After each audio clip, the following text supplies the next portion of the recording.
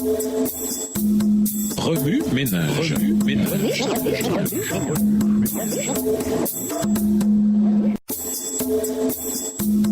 Remue ménage.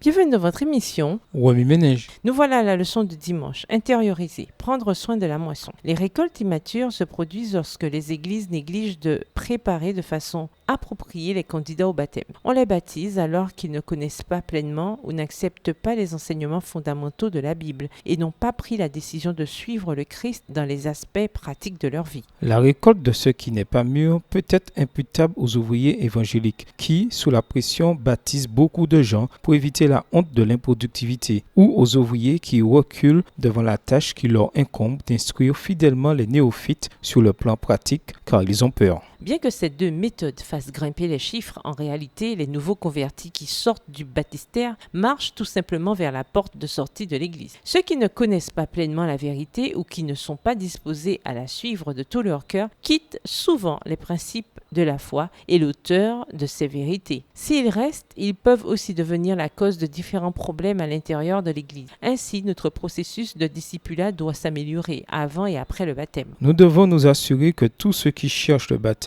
et entreprennent leur cheminement avec le Christ aient une pleine connaissance de ce dans quoi ils s'engagent. Cela exige un excellent lien personnel avec un mentor pour discuter, prier et travailler sur toute dissonance doctrinale qu'ils pourraient percevoir dans les Écritures et sur toute autre dissension spirituelle. Après la joie de la moisson, nous ne devons pas relâcher nos efforts de discipulat non plus. Jésus nous a appelés à faire des disciples, pas des membres d'Église. Pour ce faire, il faut que nous conservions la moisson par un discipulat intentionnel et systématique après le baptême. Bref, que nous donnions le même soin, le même investissement et le même temps passé avant le baptême. Et pour que le processus qui consiste à faire des disciples soit un cycle où l'on fait des disciples, nous devons entretenir les nouveaux membres et les former pour qu'ils s'impliquent dans l'œuvre qui consiste à faire des disciples. Le consommateur doit devenir un producteur. Le receveur doit devenir un donneur. Celui qui a été péché par l'Évangile doit devenir un pécheur d'hommes et de femmes.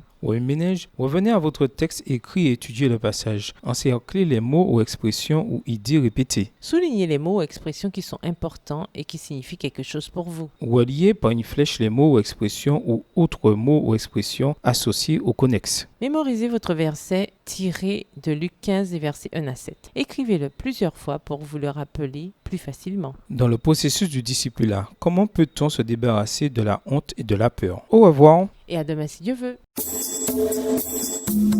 Remue ménage.